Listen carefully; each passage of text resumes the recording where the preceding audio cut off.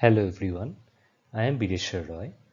I am currently pursuing my 4th year PhD in the Department of Physics, Indian Institute of Science, Bangalore. In this NPTEL GATE Physics course, I will be discussing some previous year's GATE Physics questions and try to solve them with proper explanations.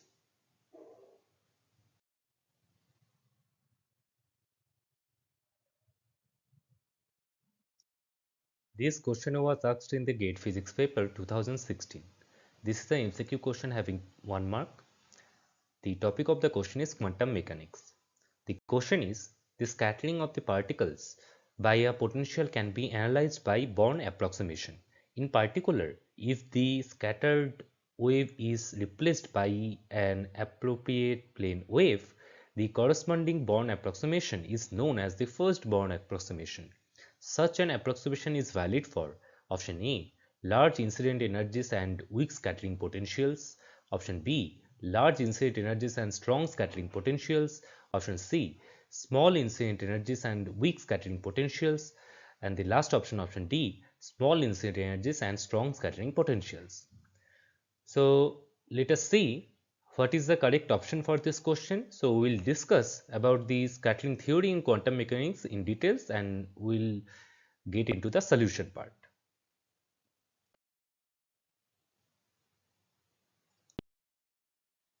Before going to the main part of the solution, we will be discussing some important concepts regarding scattering theory in quantum mechanics, which will be highly useful to solve this problem. Then let us start. Let us consider a beam of particles having each of mass small m. They are traveling along the z-axis with some velocity v. Now we will be considering the incident particles as free particles. So the particle wave will be incident plane wave, and the plane wave will have a wave vector k0. Now the incident particles will be scattered by scattering potential or target potential V. This target potential may come due to the target material kept at the origin or at the center. Now when the incident particles will reach near the target potential, they will experience a force. Now the range of the scattering force will be effective up to a distance r0. So this effect of the scattering potential will remain in the sphere having radius r0, where r0 is known as range of scattering potential. Now, due to the interaction of the incident particles with the scattering potential, the particles will get scattered in all the directions. After leaving the sphere, the incident particles move again along a straight line. So basically, when the beam of particles will be within this sphere of radius r0, they will feel the effect of target potential. So they will experience a force and they will get scattered. But when after scattering, they will come out of this sphere, they cannot experience the effect of target potential there. So they will act as free particle outside this sphere of radius r0, and they will move along the straight line. The angle between initial and the final straight line is known as scattering angle, that is denoted by theta here. Now after scattering, all the particles will be scattered in all possible direction in the sphere. So we will be considering a small region, basically a small differential solid angle d omega, through which the particles, some particles are getting scattered. So the cross section through which the some particles are getting scattered is dA equals to r square time the differential solid angle d omega, which is shown here by the dark region. So through this differential area dA, the scattered wave or particles will be scattered in d omega along theta and phi direction in the three-dimensional spherical polar coordinate.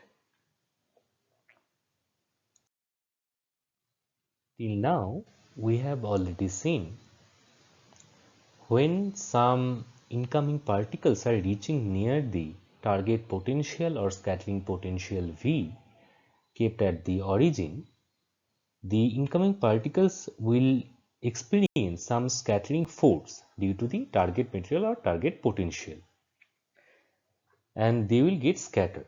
So this scattering phenomena is basically happening due to the collision between the incoming particles and the target material.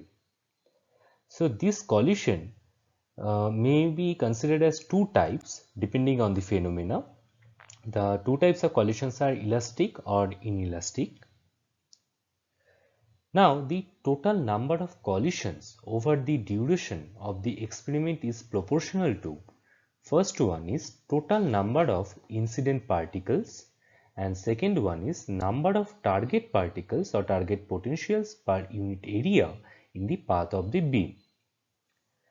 Now the number of particles scattered into an elementary solid angle d omega equals to sine theta d theta d phi is proportional to a new quantity, that is differential cross section, and mathematically that is denoted by d sigma d omega as a function of theta and phi in spherical polar coordinate.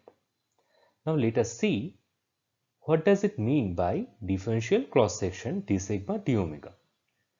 So it is defined as the number of particles scattered into the elementary solid angle d omega, that is sine theta d phi in a direction theta comma phi per unit time and per unit incident flux.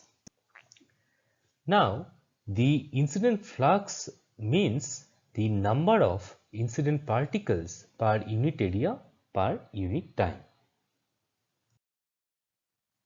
Till now, we have already discussed about the differential scattering cross section d sigma d omega in a scattering experiment. And also we have discussed the definition for the differential scattering cross section.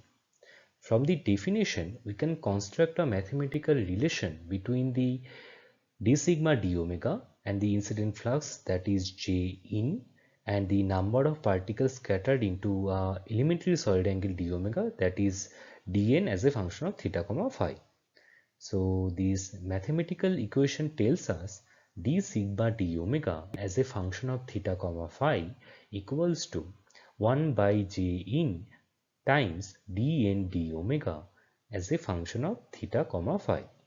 Here j in is the incident flux, that is number of incident particles per unit area and per unit time, and dn as a function of theta comma phi is the number of particles scattered into the solid angle, elementary solid angle d omega, that is sine theta d phi in a direction of theta comma phi in the spherical polar coordinate per unit time.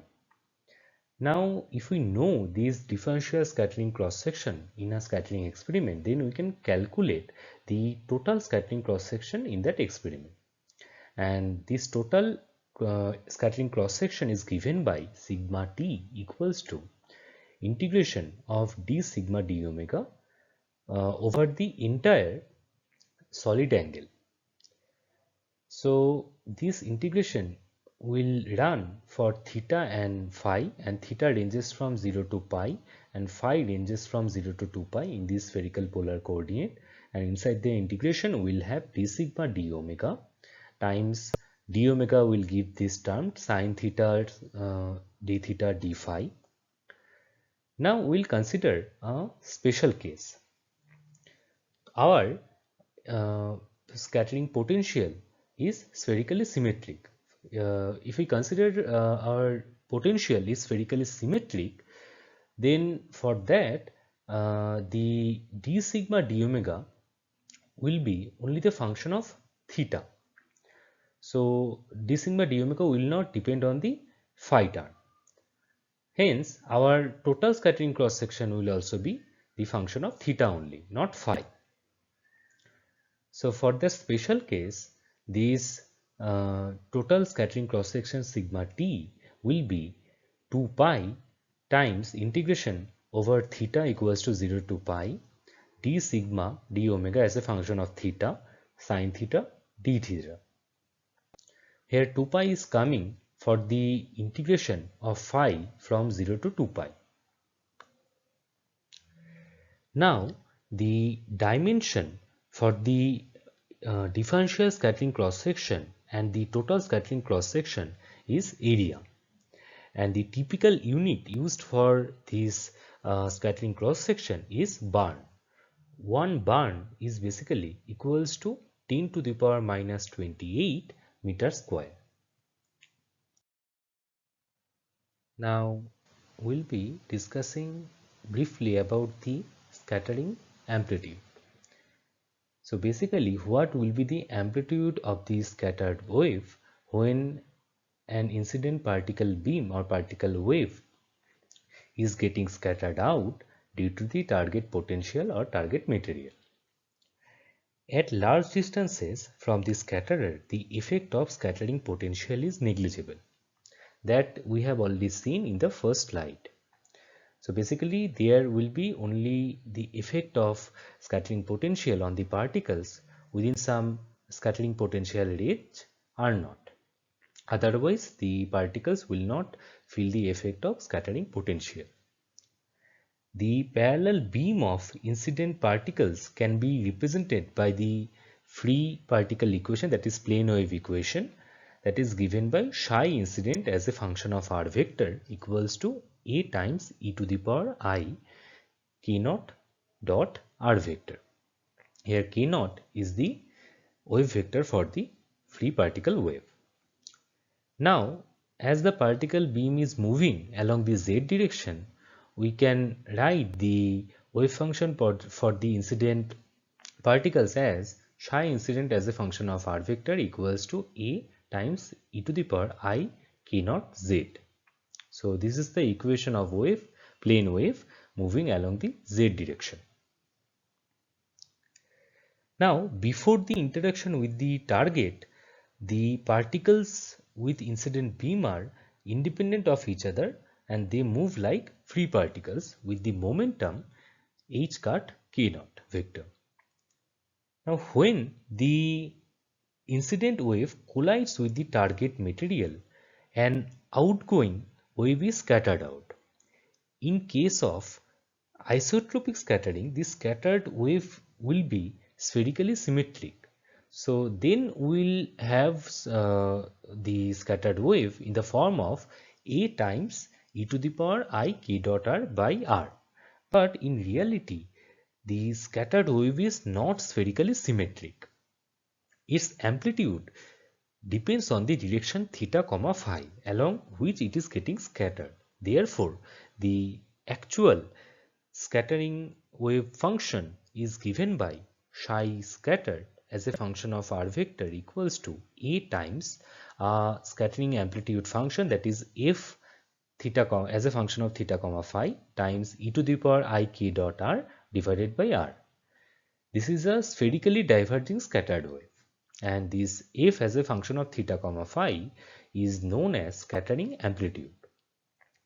Now, for the case of spherically symmetric potential, that means our scattering potential only depends on the distance from the center, that is r, then our scattering wave function can be written as a times the scattering amplitude as a function of theta, that is f as a function of theta, times e to the power I k dot r divided by r.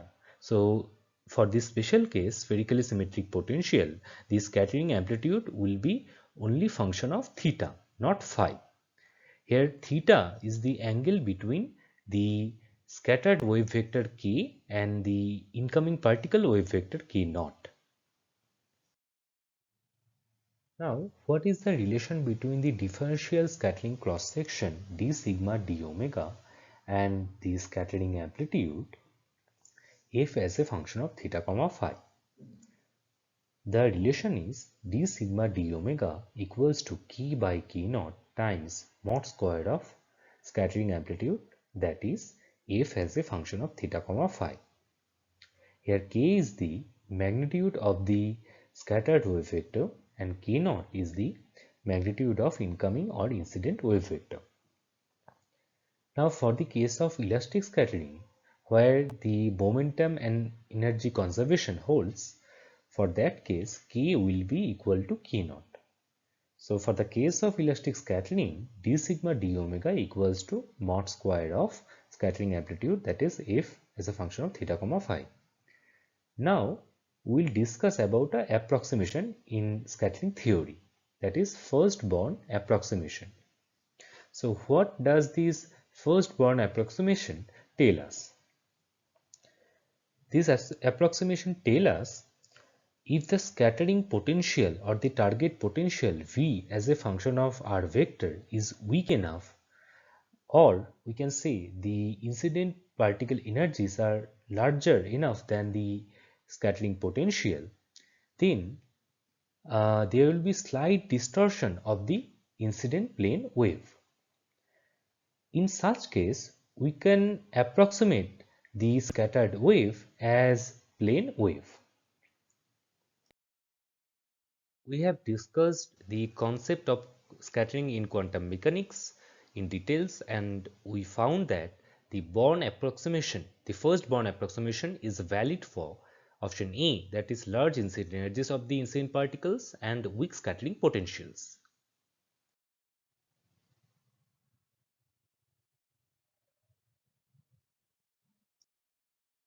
This question was asked in the CSIR NET exam June 2017.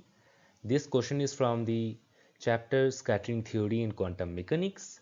The question is, consider the potential V as a function of R equals to summation over I V naught A cube delta function of R minus Ri, where Ri vector are the position vectors of the vertices of a cube of length A centered at the origin, and V naught is a constant. If V naught is square is very less than h cut square by m, the total scattering cross section in the low energy limit is option A 16 a square times m v naught a square by h cut square, option B 16 a square by pi square times m v naught a square by h cut square whole square, option C 64 a square by pi times m v naught a square by h cut square whole square, and the last option, option D 64 a square by pi square times m v naught a square by h cut square. So let us discuss the solution and we'll pick the correct option for this question.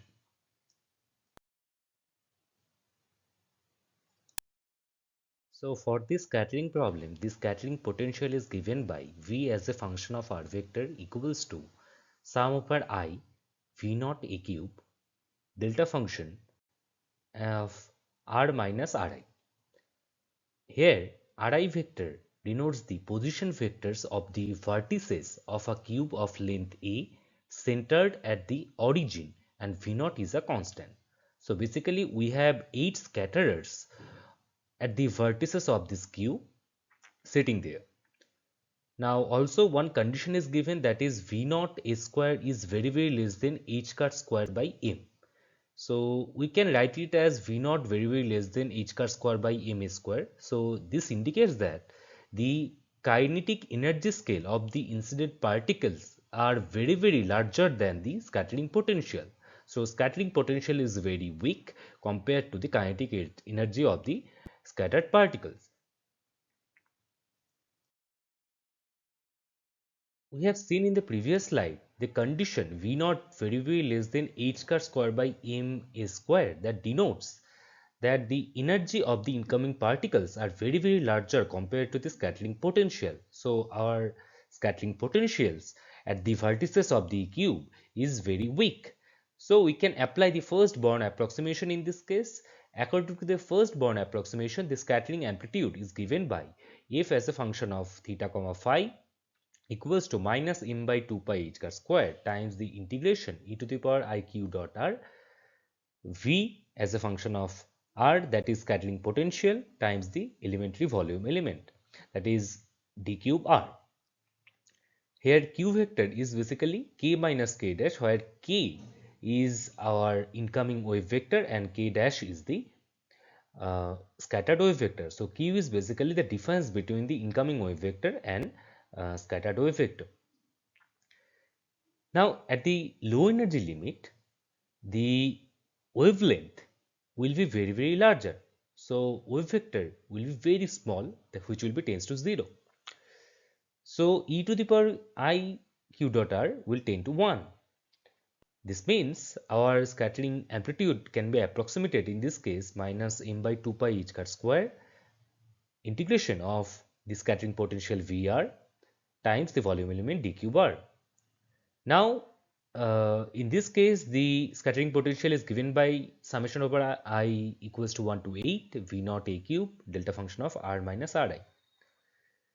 So we can take this summation over I equals to 1 to 8 V naught a cube outside the integration, and we'll have integration of delta function. Now integration of a delta function is 1. So the scattering amplitude is minus m by 2 pi h cut square V naught a cube summation over I equals to 1 to 8 times this integration. So this integration is 1, and we have to sum up the 1 with 8 times because there is summation over 1 to 8. So essentially we will get minus m by 2 pi h cut square V naught a cube times 8. It will give minus 4m V naught a cube by pi h cut square. Now we know the differential cross section, which is denoted by here sigma as a function of theta, equals to mod of f square, which will give 16 a square by pi square times m v naught a square by h cut square whole square. Now total cross section is defined as sigma t equals to integration of the differential cross section sigma theta over the solid angle d omega. So this d omega is basically sine theta d theta d phi. So we have to integrate this sigma theta over theta is equal to 0 to pi and phi equals to 0 to 2 pi. So after doing this integration, we'll get the total cross section equals to 64 a square by pi times m v naught a square by h cut square whole square, which is our option C. So we have solved this question and we found that the total scattering cross section in the low energy limit is option C, that is 64 a square by pi times m v naught a square by h cut square whole square. So option C is the correct answer for this question.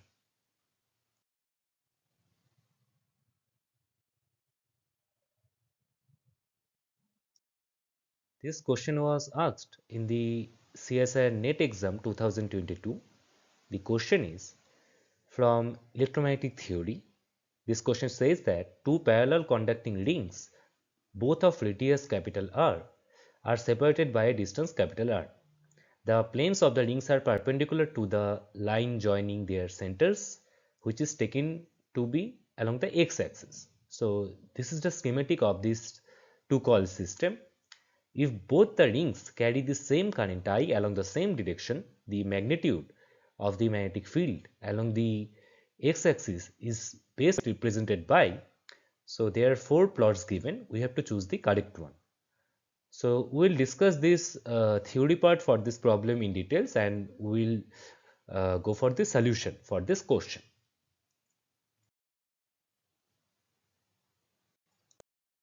It is given that two parallel conducting rings, both of radius capital R, are separated by a distance capital R. So radius and the separation is same here. The planes of the rings are perpendicular to the line joining their centers. So the schematic of the system is shown here. Both rings carry the same current I along the same direction. We have to find the plot for magnitude of the magnetic field B as a function of x, that is B as a function of x versus x. So this is a system have some special importance which is known as Helmholtz coil. This is used to produce uniform magnetic field at the center. We'll understand how can we do that. For this, two coil system where two similar coils are placed parallel to each other with their centers at a distance apart equal to the radius r of either coil, there will be uniform magnetic field midway between those two identical coaxial circular coils. This is known as Helmholtz coil.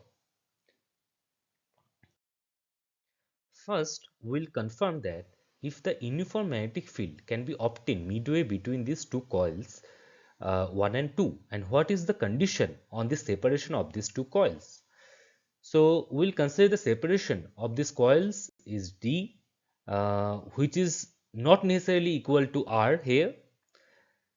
So, resultant magnetic field at a distance x on the x-axis from this midpoint O is given by mu naught I by 2 times the two terms in the parenthesis, that is r square divided by r square plus d by 2 plus x whole square whole to the power 3 by 2. That is, this term is coming due to the first coil at this P point, and due to second coil the term r square divided by r square plus d by 2 minus x whole square whole to the power 3 by 2 will contribute. So, if the currents in both the coil is anticlockwise direction, then magnetic field direction along at the P point will be along x-axis. Let us consider a point P at a small distance x from the origin or center O that has been shown in the previous slide in the schematic. Resultant magnetic field will be uniform about the midpoint if there is no spatial variation of the magnetic field near the midpoint. That means dB dx equals to 0. So, after doing this differentiation with respect to x of the magnetic field, we will get mu naught I r square divided by 2 times minus 3 by 2 times 2 into x plus d by 2 divided by r square plus x plus d by 2 whole to the power 2, and this whole term will be to the power 5 by 2 minus 3 by 2 times 2 into d by 2 minus x divided by r square plus d by 2 minus x whole square to the power 5 by 2, and that should be equal to 0. From here we will get this condition d by 2 plus x divided by d by 2 minus x equals to r square plus x plus d by 2 whole square divided by r square plus d by 2 minus x whole square whole to the power 5 by 2. Now, after expanding the square term, we will get d by 2 plus x by d by 2 minus x equals to x square plus s r square plus d square by 4 plus xd divided by x square plus r square plus d square by 4 minus xd whole to the power 5 by 2. Here x is very close to origin, so x is very less than d by 2. Here x square terms can be neglected for this reason. So, we will have d by 2 plus x divided by d by 2 minus x equals to r square plus d square by 4 plus xd divided by r square plus d square by 4 minus xd whole to the power 5 by 2. Now, we will divide the numerator and denominator by r square plus d square by 4. So, we will get 1 plus xd by r square plus d square by 4 divided by 1 minus xd by r square plus d square by 4 whole to the power 5 by 2. Now, x is very less than d by 2. So, we can approximate the numerator and denominator as 1 plus 5 by 2 times xd divided by r square plus d square by 4 divided by 1 minus 5 by 2 times xd divided by r square plus d square by 4. Now, after doing some algebraic operation, that is adding up the numerator denominator and subtracting the denominator from numerator on the both side, we will get d by 2x equals to 2 divided by 5xd divided by r square plus d square by 4. So, we have d by 2x equals to 2 times r square plus d square by 4 divided by 5xd. Now, x from the both the side will be cancelled out. So, we will have 5d square equals to 4r square plus d square. Essentially, we will have 4d square equals to 4r square, and this will give d equals to r.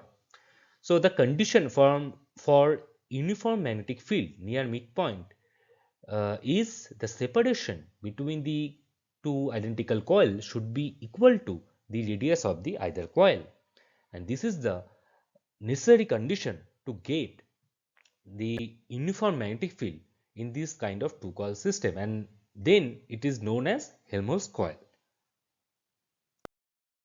So near the midpoint, the magnetic field will be uniform and its magnitude is B at the midpoint equals to mu naught I by 2 times r square divided by r square plus r by 2 plus 0 whole square, and this whole term will have the power 3 by 2.